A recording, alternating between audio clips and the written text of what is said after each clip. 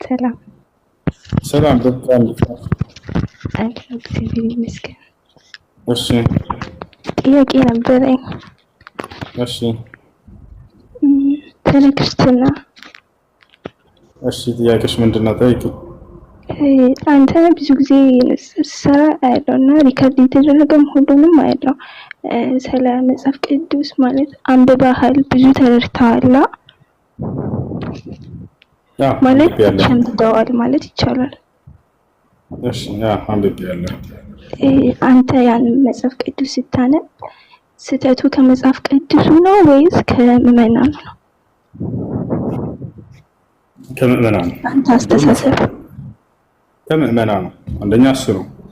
እሱ ምንድነው ከተባለ እንግዲህ የክርስትና እምነት መሰረት ኢየሱስ ክርስቶስን አምላክ አድርጎ መያዝና ማምለክ ነው አይደለም? ይሄ መጽሐፉ ላይ ሄደን ስንፈልገው ኢየሱስ ክርስቶስ የትኛውን ቦታ ላይ አምልኩኝ ብሎ አልተናገረም። ይልቁንስ እንዳውም ኢየሱስ ክርስቶስ አምላክ እንዳለው አስተምረዋል። እዚያ ለአምላኩ አምልኮን ይፈጽም ነበር፣ ይሰግድ ነበር፣ ይጸልይ ነበር። ጥቂቱን ማለፍ ግንባሩ ተደፍቶ ጸለየ ይላል። በጉልበቱም በመንበርከክ ጸለየ ይላል። መሲሁ ስለ አምላኩ ሊያስተምር መጣ። ያን አንድ አምላክ እንድታመልኩ ነው ያዘዘው። ወጥቷል አይደል? ይሄን ሊያስተምር መጣ። የመሲሁን አስተምሮ አስለቀቋቸውና መሲሁን ራሱን እንድታመልኩ አደረጓቸው እና እነዚህ ሰው የራሳቸው ስተት እንጂ በውስጡ ላይ በደንብ ከመረመሩት የነቢያት አንድ አምላክ የሆነውን ያን አምላክ ያመላክታቸዋል። አብርሃምም ይስሐቅም ያዕቆብም እነ ዳዊትም እነ መሲሁም እንዲሁ የሰበኩት አንድ አምላክ አለ። መሲሁ ያንን አምላክ ነው የተጣራው እንጂ በፍጹም እኔን አምልኩኝ ብሎ የትኛው ቦታ ላይ ጥሪ አላደረገላቸውም። የሚገርምሽ የትንሣኤ ቀን ይመሰክርባቸዋል ይላል በቁርአንም ላይ መጽሐፍ ቅዱስ አላህ በቁርአን ላይ ምን ይላል? ወየውመል ቂያመቲ የኩኑ ዐለይሂም ሸሂዳ ይላል። መሲሁም ሲያመልኩት በነበሩ ሰዎች ላይ የትንሣኤ ቀን ይመሰክርባቸዋል ይላል። የት ይገኛል ምስክሩ ከተባለ በሱረቱል ማኢዳ መጨረሻ ላይ ቃለ አላሁ ያ ዒሳ ብነ መርየም አአንተ ቁልተ ሊናስ ኢተኺዙኒ ወኡሚየ ኢላሀይን ሚን ዱኒላህ ቃለ ሱብሓነከ ማ የኩኑ ሊ አን አቁለ ማ ለይሰ ሊ ቢሐቅ ኢን ኩንቱ ቁልቱሁ ፈቀድ ዐሊምተህ ተዕለሙ ማ ፊ ነፍሲ ወላ አዕለሙ ማ ፊ ነፍሲክ ኢነከ አንተ ዐላሙል ጉዩብ ይላል። አላህ የቂያማ ቀን የትንሣኤ ቀን መሲሁን ያስነሳውና ሲያመልኩት የነበሩ ሰዎችንም ያስነሳቸዋል፣ ፊት ለፊት ያቆማቸዋል። አላህ ይጠይቀዋል መሲሁን አንተ ቁልተ ሊናስ ይለዋል ኢተኺዙኒ ወኡሚየ ኢላሀይን ሚን ዱኒላህ።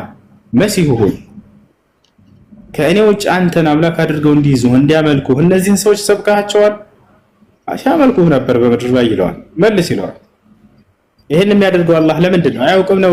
በደንብ አድርጎ ያውቃል። ነገር ግን መሲሁ እንዲመሰክርና ያንን ምስክር ከእርሱ አንደበት እንዲሰሙ ነው እነዚህ ሲያመልኩት የነበሩ ህዝቦች። ቃለ ሱብሓነከ መሲሁ ምን ብሎ ይመልሳል? አይ አላልኩም ብሎ ከራሱ ከመከላከል አይጀምርም። መጀመሪያ የአምላኩን ክብር ይገልጻል። የአምላኩን ክብር ይከላከላል መጀመሪያ። ቃለ ሱብሓነከ ይላል አምላኬ ጥራት ይገባህ፣ እኔ ከአንተ ጋር እንኳን ልጋራኝ፣ አንተ ጥራት ይገባህ ከአጋሮች ሁሉ በመጀመሪያ ይላል። ነቢያቶች ስለ አምላካቸው ነው በጣም የሚቀሩት፣ ስለ አምላካቸው ነው በጣም የሚሰብኩት። አምላካቸውን በጣም ይወዳሉ፣ ለአምላካቸው በጣም ቀናተኛ ናቸው። ከአምላካቸው ጋር ማንም እንዲመለክ አይፈልጉም ራሳቸውን ቢሆን እንኳን። ቃለ ሱብሓነከ ብሎ ይጀምራል መሲሁ። ሐታ ምድር ላይ አይደለም የትንሣኤን ቀን እዛ ቆሞ የአምላኩን ብቸኛነት ይመሰክራል። እርሱን ጥራት ይገባህ ከአጋሮች ሁሉ ብሎ መጀመሪያ አምላኩን ያጠራል።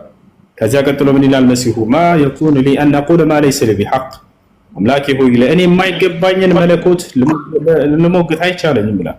የማይገባኝን መለኮት አምልኩኝ ብዬ ልጠራቸው አይቻለኝም ይላል። ኢን ኩንቱ ቁልቱሁ ፈቀድ ዐሊምተህ ብዬም ከሆነ ታውቀዋል።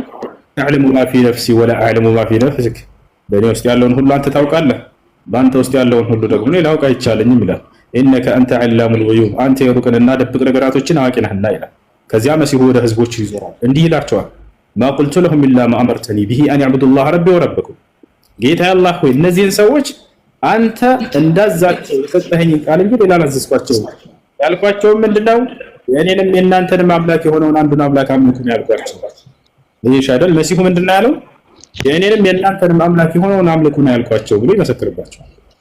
ዮሐንስ ወንጌል ምዕራፍ 17 ቁጥር 3 ላይ ኢየሱስ ክርስቶስ ዮሐንስ ወንጌል ምዕራፍ 20 ቁጥር 17 ላይ ወደ አምላኬ ወደ አምላካችሁ አድርጋለሁ በቃ ብሏቸዋል። የመጨረሻ ጊዜ ወደ አምላካችሁ አላቸው። እዚህም ቁርአን ላይ ቃል በቃል አምላኬንና አምላካችሁን አምልኩ ብቻ ነው ያልኳቸው እያለ ይናገራል።